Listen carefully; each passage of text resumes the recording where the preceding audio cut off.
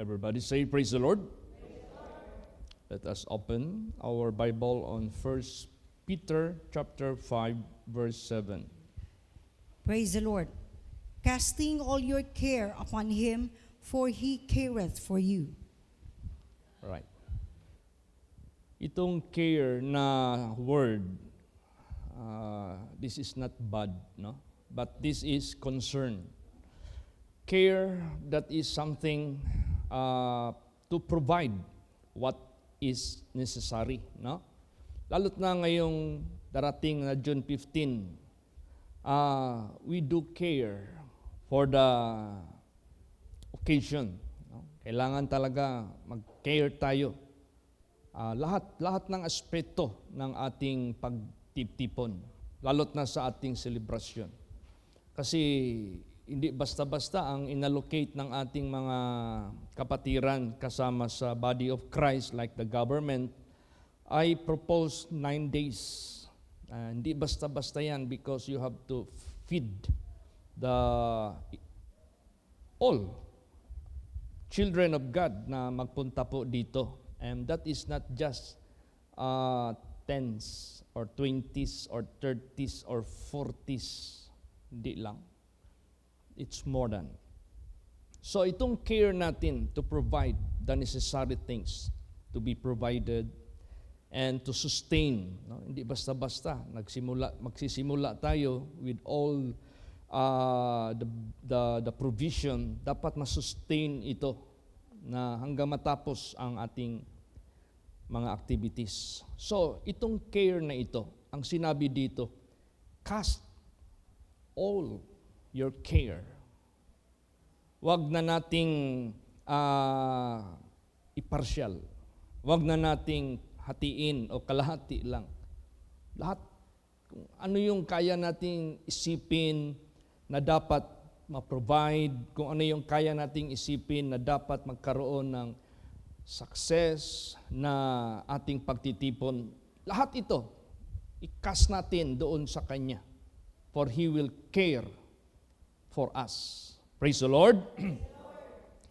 Doon natin i-cast who is capable, powerful, able, available, lahat ng kakayahan nandyan na sa buhay na Diyos. Kaya mapalad tayo.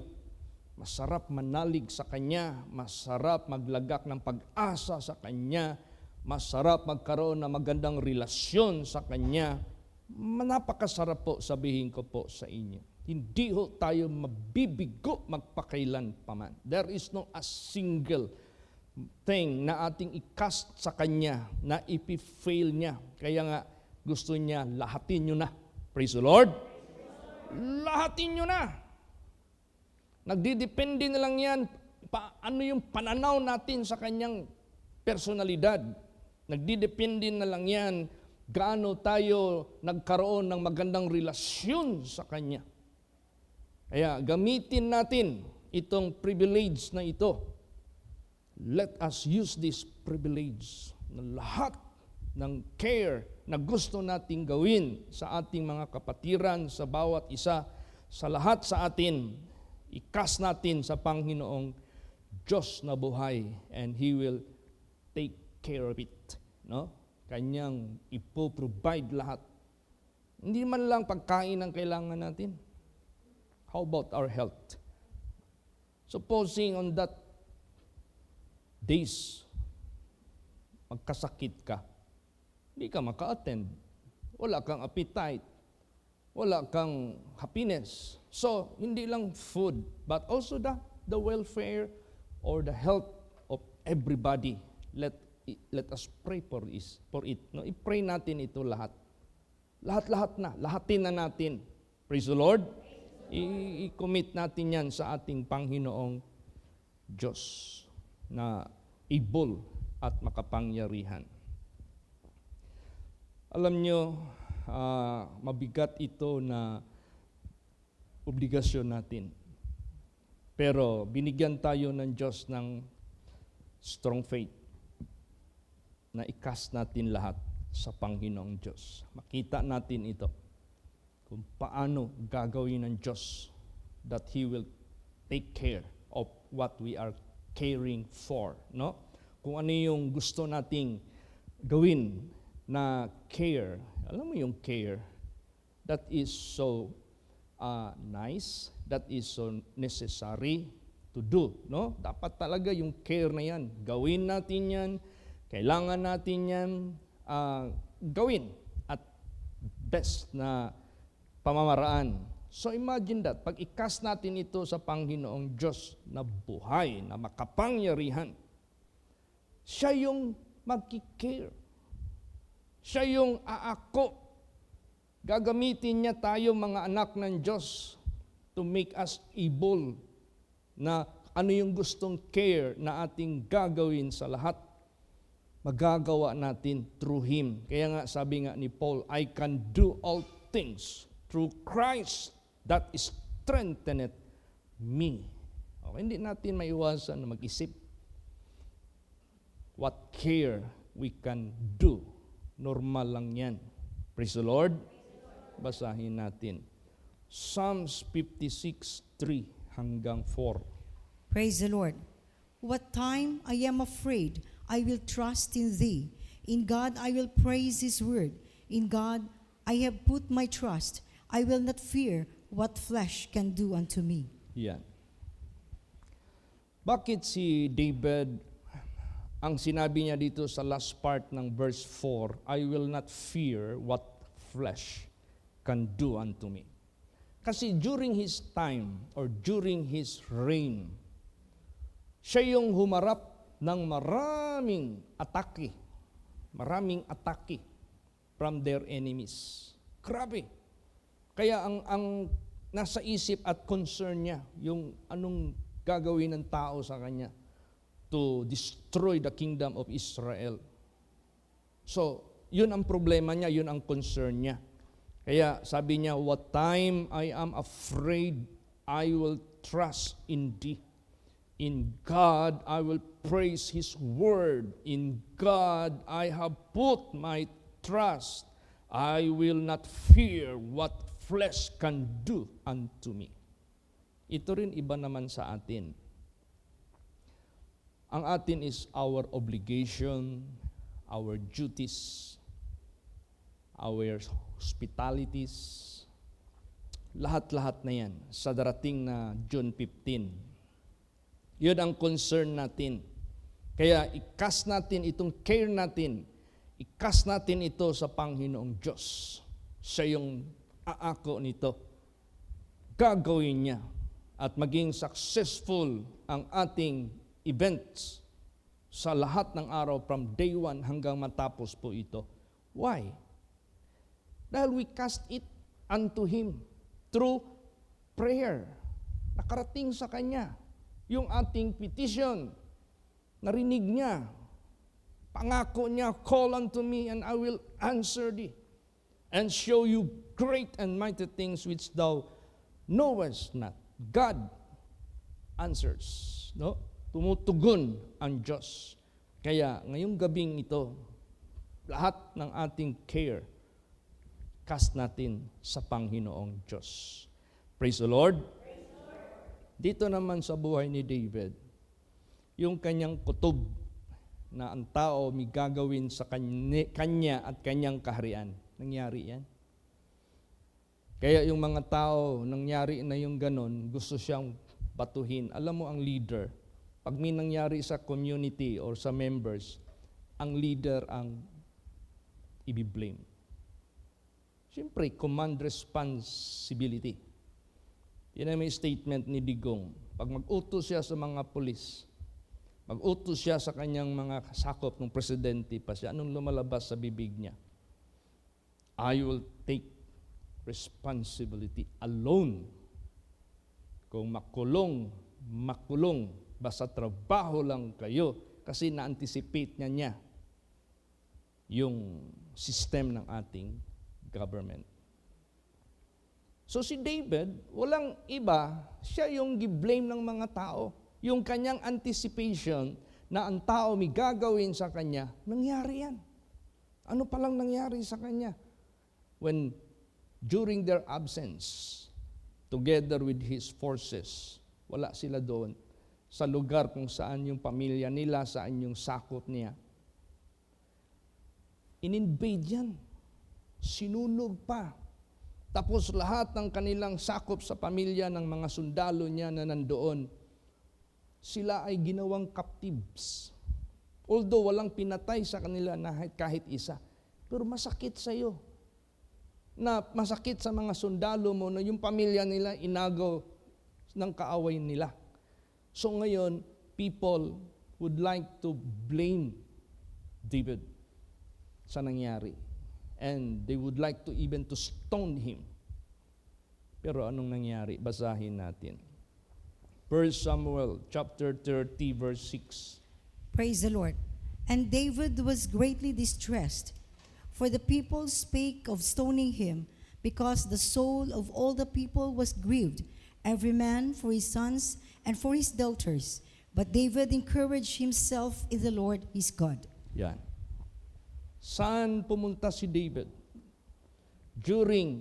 At this moment, that all the people are blaming him and would like to stone him because of their sons and daughters and wives. Di ba? Siya yung binlame. Pero anong ginawa niya? But David encouraged himself in the Lord, his God. Masarap ni buhay na Diyos. Masarap ang Diyos mo, yung buhay na Diyos. Masarap ang Diyos mo nang siya yung creator of all. Because if you say God, that is the creator of the universe, masarap kung yung Diyos na yan ay siya na nga ang Diyos mo. Praise the Lord. Na ang Diyos mo hindi patay, hindi ginawa lang ng kamay na ginawang idols, kundi yung Diyos mo, buhay, who made His promise that He is going to visit us. Kaya nga the Bible says, what is man that thou visitest him? He visited us. And after His visitation, He went back where He came from. And He is alive forevermore. And He is the one which is our God, alive, ever-living na Diyos. Mapalad tayo na meron tayong matakbuhan, meron tayong mapuntahan. Praise the Lord. Kaya ito ngayon ang gagawin natin, i-cast natin lahat ang ating care sa Kanya. And He will take care of it. Iingatan niya ito lahat. So anong nangyari after this? Kasi wala na, nasunog na yung lugar na tinatawag na Siklag. Naging captives pa o naging hostage pa ang kanilang pamilya. Then David strengthened himself in God and he asked God's instruction. Shall I pursue? Hahabulin ko ba? Babawiin ko ba ang aking pamilya kasama ng pamilya ng aking mga sundalo? Then God said, go! And you can recover them, all of them, and none of them shall perish. All of them were recovered. Praise the Lord. Kaya ganun sa buhay natin. Pag sinabing cast all your care upon Him, huwag tayong mag-alinlangan. Huwag tayong magduha-duha. Ngayon, napaka-importante, kanino ginagawa ito ng Diyos? Saan niya ito ginagawa? Basahin natin. Psalms 27:13 hanggang 14. Praise the Lord. I had fainted unless I had believed to see the goodness of the Lord in the land of the living. Wait on the Lord, be of good courage, and He shall strengthen thine heart. Wait, I say, on the Lord. Yan. There is goodness of the Lord in the land of the living. Naalala niyo yung sinabi diyan na God is not the God of the dead, but He is the God of the living. Ibig sabihin yan, and He is referring to Abraham, He is referring to Jacob, and He is referring to Isaac, and He is referring to all people who believe God without any doubts, na walang pag-alinlangan. Nandoon yung goodness ng Diyos in the land of the living. Kaya yung ating relasyon, yung ating pananampalataya, yung ating obedience dyan sa Kanya, huwag natin itong patayin. Buhay lagi ito kasi nandyan ang goodness ng Diyos in the land of the living. Praise the Lord. May pag-asa. So sabi niya, wait on the Lord. Be of good courage. He shall strengthen thine heart. Wait, I say, on the Lord. Pag sinabing wait upon the Lord, expect from the Lord of deliverance. Expect from the Lord what you have casted to Him in prayer. Hope for it. Wait for it. Surely, it will be given. Praise the Lord. Pero dapat buhay lagi ang iyong relasyon sa Kanya na mabuti. Buhay lagi ang takot mo sa Diyos. Buhay lagi ang obedience mo dyan sa Kanya. Buhay yung pananampalataya mo sa Kanya so that He will be your God. Ayaw niyang ma-move tayo. Pag sinabing ma-move tayo, mamamatay yung ating righteousness, ating obedience, ating faith, the fear of God, yung lahat-lahat na ng mga necessary na natanggap natin by the grace of God. Pag yan ay namatay, wala. Delikado tayo. Kaya ayaw ng Diyos mamatay yan. Dapat yan maproteksyonan, dapat yan ma-maintain, dapat yan ma-strengthen, dapat yan magpatuloy at huwag magpakailan pa man mayayanig. Basahin natin. Psalms 55 verse 22. Praise the Lord. Cast thy burden upon the Lord, and He shall sustain thee. He shall never suffer the righteous to be moved. Yes. Cast thy burden upon the Lord, He shall sustain thee. He shall never suffer the righteous to be moved. Ayaw niya tayong ma-move. Pag na-move tayo, meaning to say, na-derail yung ating paglakad sa Kanyang commandments, sa Kanyang statutes. Pag na-derail yan, na-move yan, wala na. We go astray. Mawawala tayo. Mamatay yung privilege na yan. Magkaroon ng hindrance sa kapangyarihan ng Diyos para sa atin. Magkakaroon ng hindrance. Kaya gusto niya hindi ma-move tayo. Praise the Lord. Para open ang Diyos sa atin, walang hadlang. Ano yung ikakast natin sa Kanya? He has all the resources. He has all the answer. He has all the success. He has all the fulfillment. Anong hingiin mo sa Kanya? Because look at Him and consider Him. How great is He. Praise the Lord. Ganun kasi siya kadakila eh. Kaya matamis manalig sa Kanya. Masarap. Alam mo, si Lord Jesus Christ, may sinalita siya dito. Basahin natin yan. Paniwalaan natin ito. Matthew 6:34. Praise the Lord. Take therefore no thought for the morrow shall take thought for the things of itself. Sufficient unto the day is the evil thereof. Ayan. Huwag kayong mag-isip para bukas.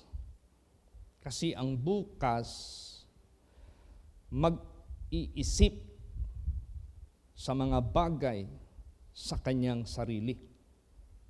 Anong ibig sabihin nito? Shall we not do care for the coming June 15? Hindi naman lang natin isipin yan. Hindi na ba natin yan?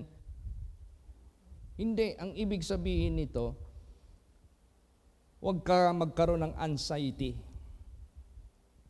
Huwag ka magkaroon ng tinatawag na worries. Hayaan mo ang bukas mag-isip sa kanyang sarili paano niya i-fulfill. Bakit? Tulog tayo ngayong gabi. Sige. Hindi niya tayo gisingin. May bukas pa tayo? Can we have any thing to be done tomorrow? Meron pa ba tayong magagawa bukas kung hindi niya pahintulot gisingin tayo? So, what do you mean? He can take care of itself. He can take care of that tomorrow. Yung kinabukasan ba, siya yung magti-take care niyan. But we need to cast all our care. Praise the Lord. I-cast natin yan. Let us make petitions by prayer.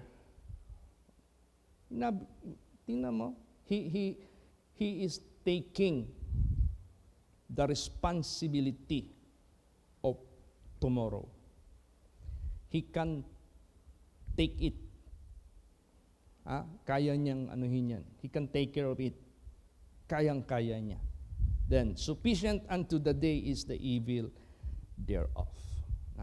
Ano ibig sabihin yan? Kung ano yung pinoproblema natin, pag sinabing evil, that is something necessity, insufficient, yung walang kulang ba? Siyempre masama yan eh.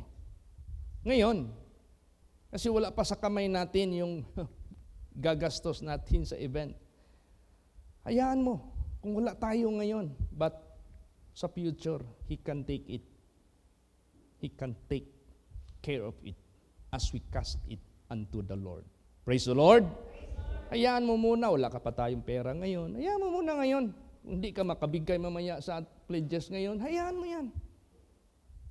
Pero pagdating ng appointed time which we have casted unto Him in prayer, sinabi dito, hayaan mo ang bukas mag-isip sa sarili niya. And sino ang ating binibigyan ng responsibility to take care of our tomorrow? Di ba siya? Praise the Lord. Siya. Wala nang iba. Hindi ako nagkamali yung sinabi ko sa tatay ko noon. Pagsabi ng tatay ko, anak, magkano bang sweldo mo sa pagkapastor mo? At that time, kahirapan pa ng Holy Place. Grabe, talaga, hindi basta-basta. Pero sinabi ko, tay, kung pinakain ng Diyos ang ibon, dinamtan ng Diyos ang mga plants, flowers, lahat-lahat, beautifully. At pinakain niya yung ibon, higit, dadamtan niya, papakainin niya ang naglilingkod sa Kanya. God made His promise. Praise the Lord. Never ako napahiyaan na bumalik ako sa tatay ko, tay, tama ka. Yung worries mo sa akin, anong ipakain ko sa pamilya ko, anong idamit ko. Now, I will come back to you and fulfill what you want me to do. Tay, you will be done as you have wished that I must go to this, to that, ganon. Hindi nangyari yun. Praise the Lord.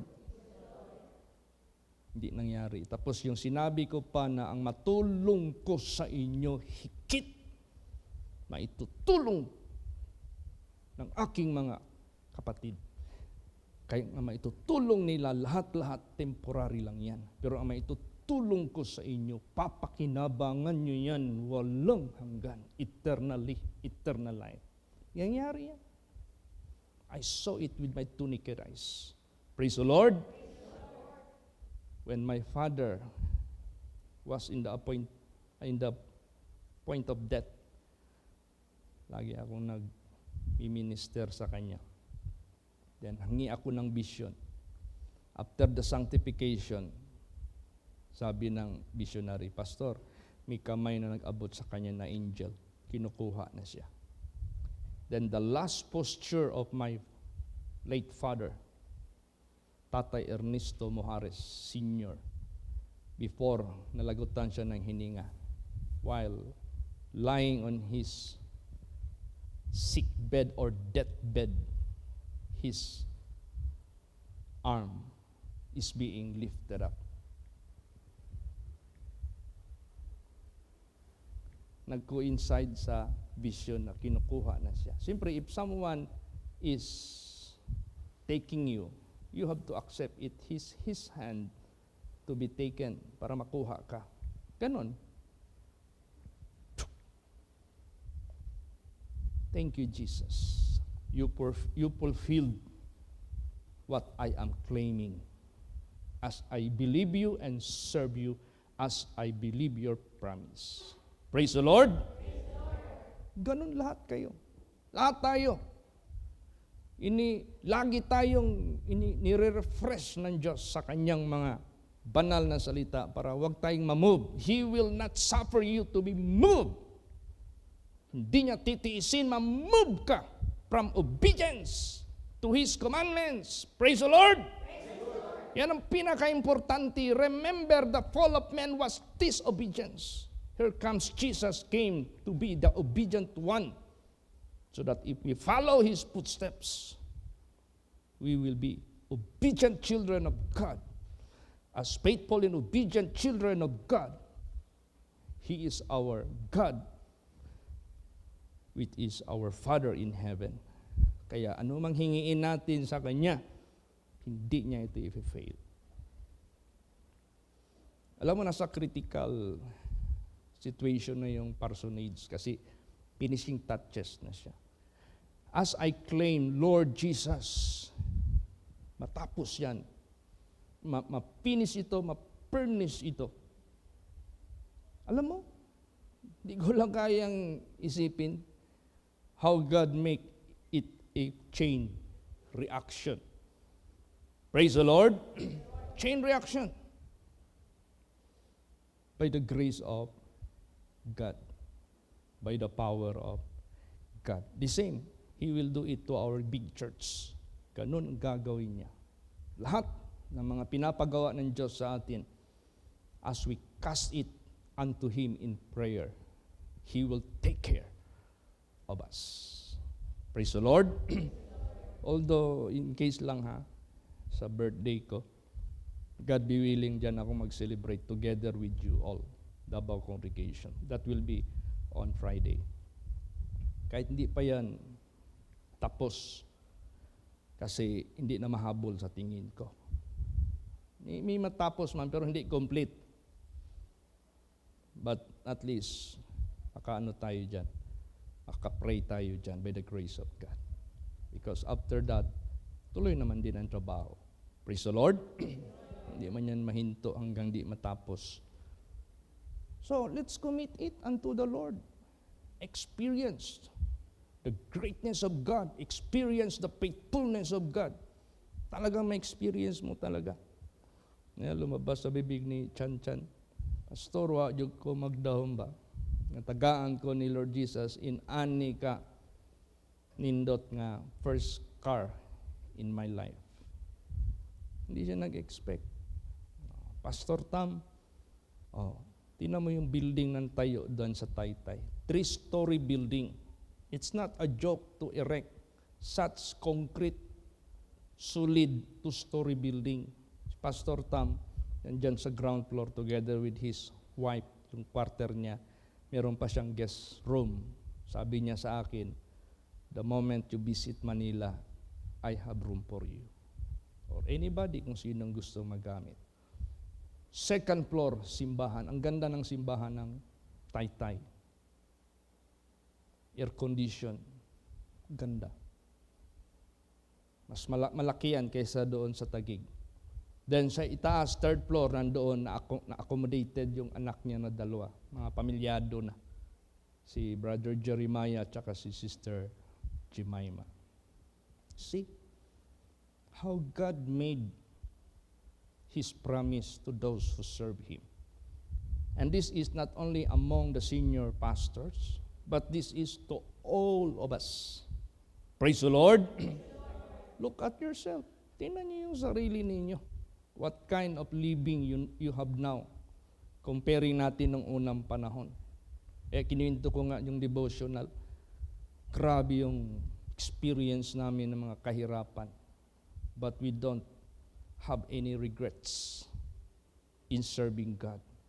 But the Word of God, the promise of God, it is just fulfilled naturally, perfectly, accurately. Hindi natin akalain makarating tayo sa ganitong unti-unti ng kanyang promise na mangyari sa atin. Praise the Lord. Ganun. Sister Lilia, hindi naubusan ng pamasahe yan kahit ang layo-layo niya. Hindi naubusan yan. Because she believed God. Kayo lahat dito, hindi kayo maubusan ng inyong pangangailangan as you believe God. Yung testimony ni Sister Lenlen kanina. God is the provider of all. Kaya i-commit natin ito. Ano pang sinabi ni Lord Jesus? Luke 12:22. Praise the Lord. And he said unto his disciples, Therefore I say unto you, take no thought for your life, what you shall eat, neither for the body, what you shall put on. Yan. Huwag kayong mag-isip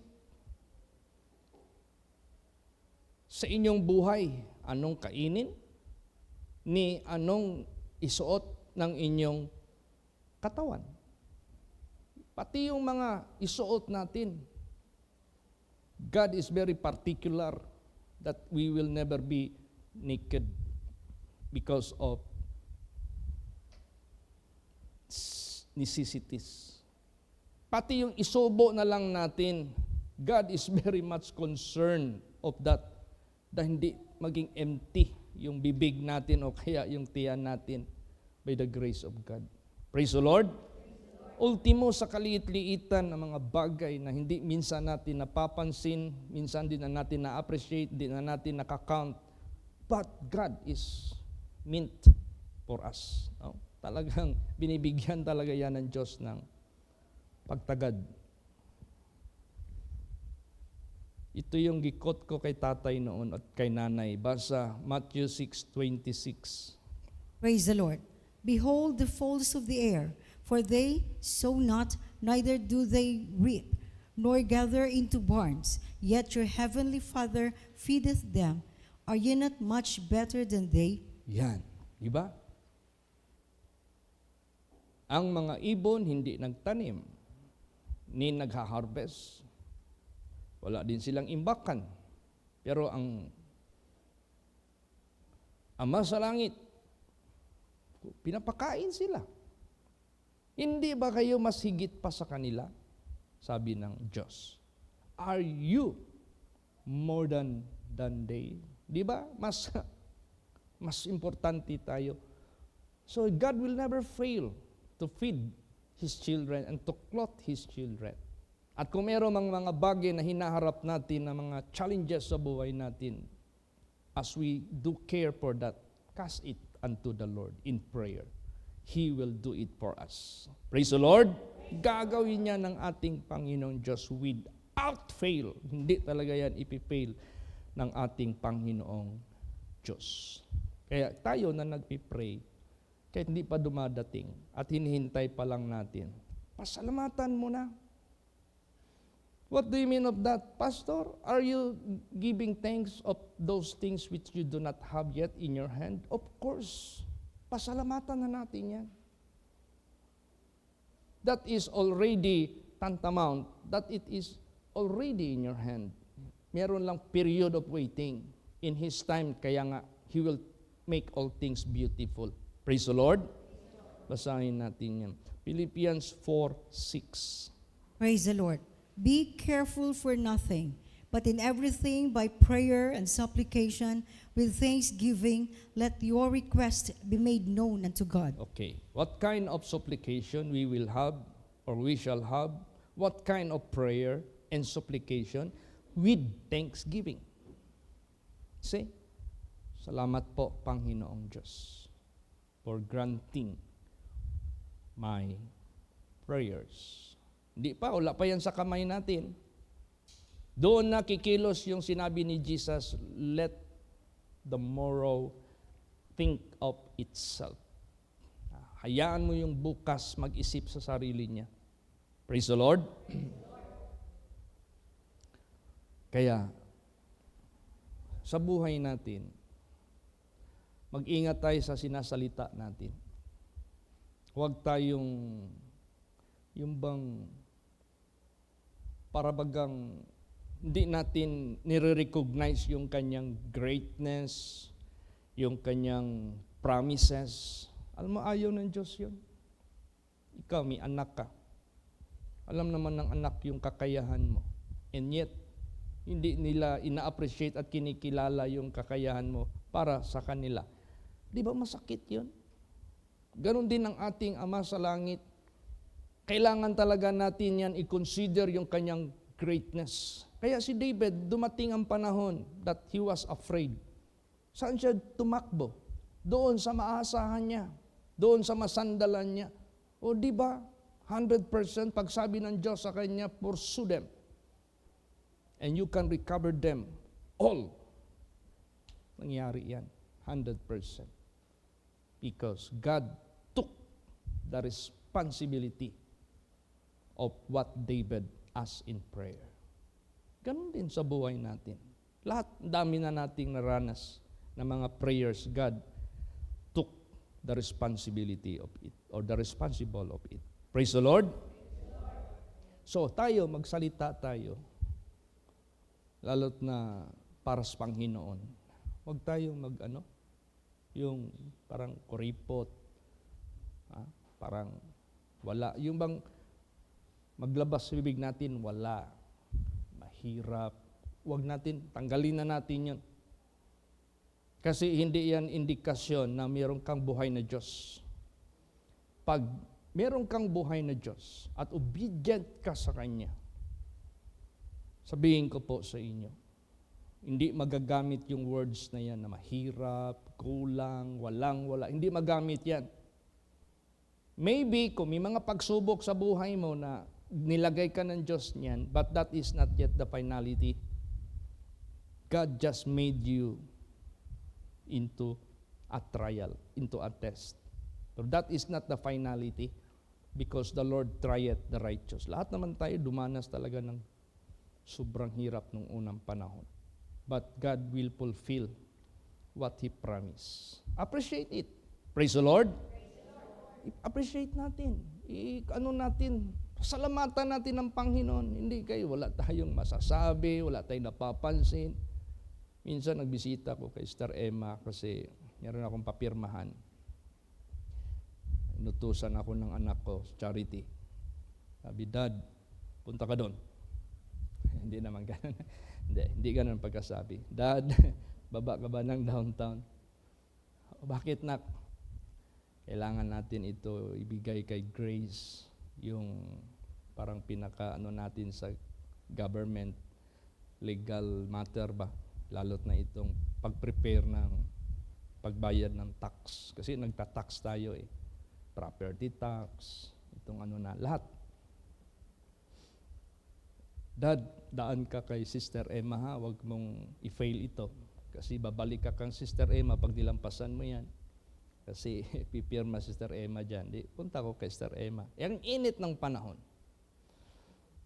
Alam mo nung pagbukas ng pintuan ng kanilang sala, na-feel ko yung parang gym mall ba yan? Ang lamig. Di ba nung una pag naiinitan tayo, pupunta tayo ng mall, nagpapalamig. Ngayon, dinala na ng Diyos sa bahay natin yung mall. Praise the Lord. Punta ka dyan sa sala nila, Sterling, ang laki ng air condition sa sala nila. Pag sabi ni Sterling, welcome, one and all. Gawin kagad ni Brother Sam, tut, tut, tut, tut, tut, tut. Yung lamig labas na.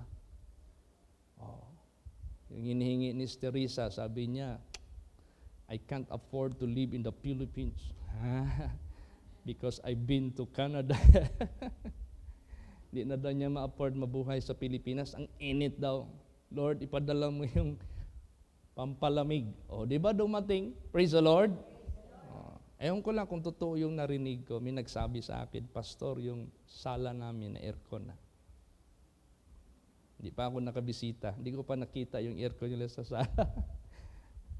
See? You consider even pinakamaliit hanggang sa pinakamalaki, how God grace us. And the challenge is become greater and greater year after year. But let us not be weary in well-doing. Praise the Lord. Huwag tayong manghina sa paggawa ng mabuti. Huwag din tayong mapagod sa pag-pray as in prayer.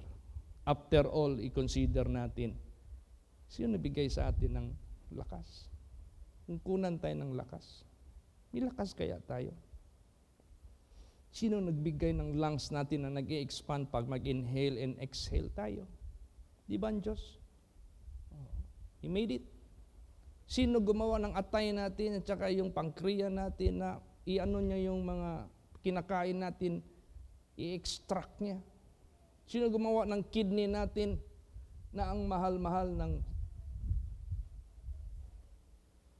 tawag yan, water purifier? Itong katawan natin ito, filled, yung tinatawag na loaded with all the perfect functioning, important or vital for our health. Kung hindi yan gawin ng Diyos, meron kaya tayong i-sustain? May lakas kaya tayo? O sige, gumawa ng dialysis. Ilan man lang taon yung dinadialysis? O sige, may transplant. Ilan? May kilala ako na attorney, si Attorney Cesar Europa, the late. Good morning, sir. Hi, Chit. Siyempre, isa akong nila noon runner nila ako. Chit, order kami ng ganito. Punta ako kay nanay ganito. Kung wala kami, Chit, punta ka dyan sa Densias. Bili ka ng ganito. Mga pulutan nila. Minsan nagbisita ako dyan sa law office niya, tapat ng court sa Ecoland. Kita kami. Sir, good morning. Ay, Chit, kumusta ka na? Ganun. Siya, na-transplant yung kidney niya. Ibig sabihin niyan, may donor, kinuha yung kidney na malfunction na, nilagyan. Nabuhay lang siguro siya ng mga 5 years. See? Ano mang invention ng mga tao sa sanglibutang ito na just to prolong, but they cannot make perfect.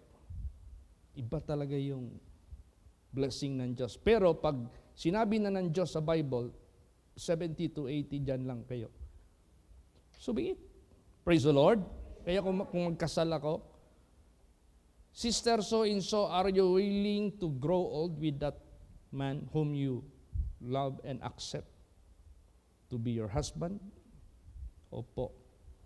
Ikaw naman, groom, will you willing to grow old with that woman whom you decided to marry? Opo. How young are you? 31 po. Let's say you can reach at the age of 80. So you have 49 years to live. Ganun man lang. Dapat i-consider natin yan. So therefore, give your best to your wife within 49 years. Make a happy marriage. Huwag niyong gawin mas marami pang tampuhan, mas marami pang awayan, mas marami pang ukayan ng mga kahapon na nakakapainit sa ulo. Huwag niyong gawin na mas marami pang ganun.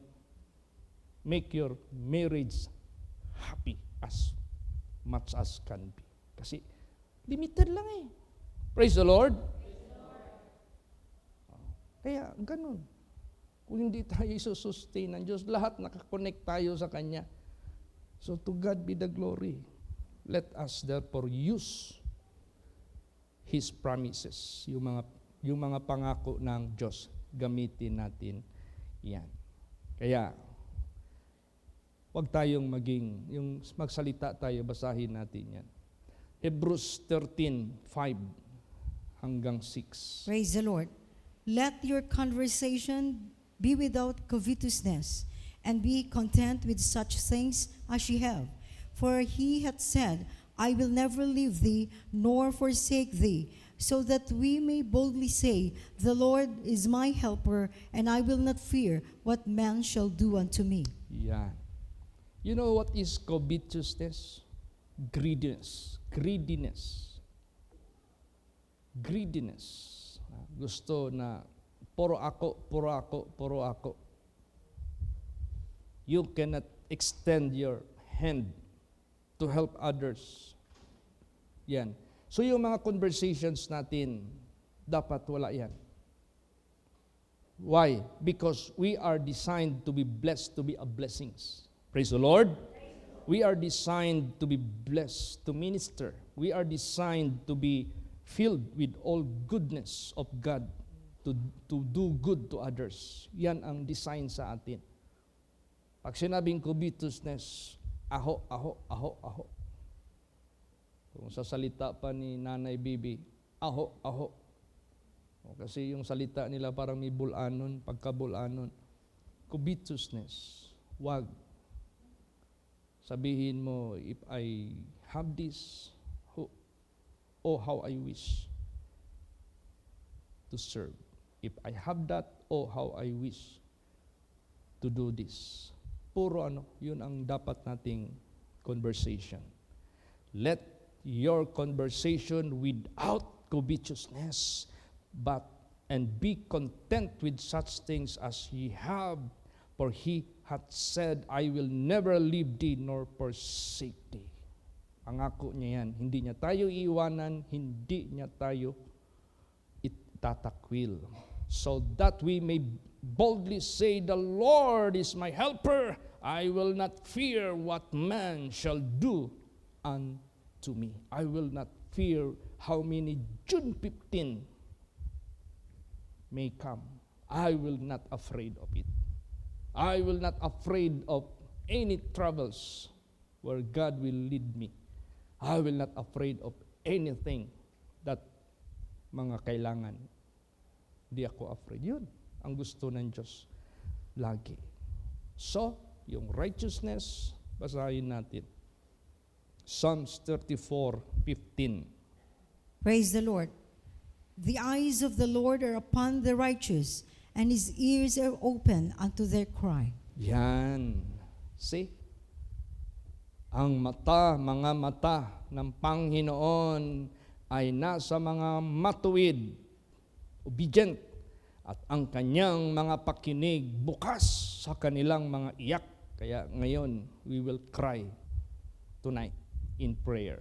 Praise the Lord. We will cry in prayer.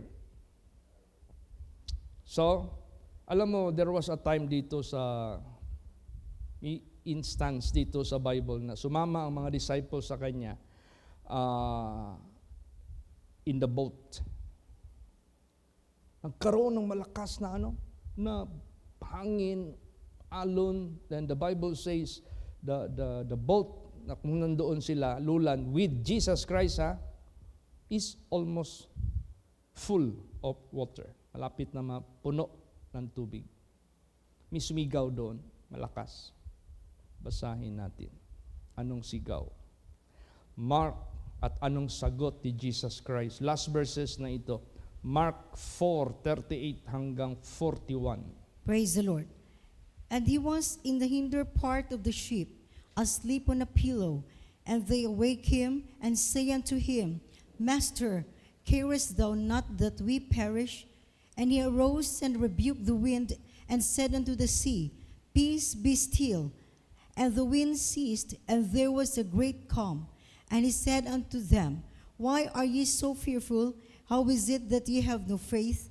And they feared exceedingly, and said one to another, What manner of man is this, that even the wind and the sea obey him? Yeah. What the Bible describe in this situation, in this moment. Yung bangka nila, malapit na masyado yung tubig doon sa brim. Yung pinaka brim. So the water is coming in. So ang isip nila, they are afraid of drowning. Imagine that. Sige daw, isipin natin. If in case he or they never ask him or awake him and saying, Master, are you not careful? Are you not mindful? We are about to perish. What if hindi nila ginawa yun? They just let it na malunod sila. Siguro sabihin ni Lord Jesus, all right, nalunod na yung bangka natin, come, let's walk on the surface of the sea. Let's continue our journey. Can he do that or not? Yes, he can do it. Praise the Lord. So hindi mo pwedeng sabihin na, ay, tama yung ginawa ng disciples. Sinigawan niya si Jesus, Master, carest thou not that we perish? What if kung di niya ginawa yan? God still has power to spare them from drowning. Mas malaki pang himala ang pwedeng mangyari. Praise the Lord. Kaya ganun sa buhay natin. Sometimes, pag may problema tayo, para bagang malapit na, maano na tayo nito. Ano lang importante dito? The eyes of the Lord are upon the righteous, and His ears are open unto their cry. Prayerful lang tayo. Praise the Lord. So ano ngayon ang ginawa ni Jesus? Immediately, He grant their cares na malunod. Para hindi sila malunod, peace be still. And there was a great calm. Then they are wondering, who is this man? Even the wind obey His voice. Anong sabi ni Jesus Christ? Why are you so fearful, ye men of little faith? Bakit kayo natatakot? Kayo na mga munting pananampalataya. Ayaw ng Diyos yun. Kasi fear, hot torment, ma-discourage ka, manghina ka. But if you love God, love casted out fear. Bakit? If you love God, you will do keeping the commandments of God. If you keep the commandments of God, the eyes of the Lord are upon you. Bakit ka matakot? He is with you. He is with them at that time. Bakit sila matakot? He is with us. Bakit tayo matakot? Praise the Lord. Praise the Lord. Pray. Kaya ito na yung ginagawa natin. Ampo kita. No? Kinasing-kasing. Tanan. Kung sa may matter diya sa inyong life ninyo, prayer is the key. And obedience is a must. Kailangan talaga mag-obey lang lagi. He will not suffer us to be moved kasi alam niya magkakaroon ng problem. Kaya, to God be the glory, casting all your care upon Him, for He careth for you. Praise the Lord. Hallelujah. Magsitayo po ang lahat bago tayo magpunta sa ating closing